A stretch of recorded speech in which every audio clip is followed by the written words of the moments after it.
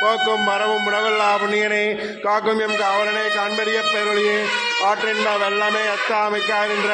தோற்றச் சுடொலியாய் சொல்லாத நுண்ணுணர்வாய் மாற்றமா மையகத்தின் வெவ்வேறே வந்தறிவாம் தேற்றனை தேற்றத் தெளிவே என் சிந்தனையுள் ஊற்றான உண்ணாரமுதே உடையானை வெற்று விகார விடக்கிழமின் உட்கிடப்ப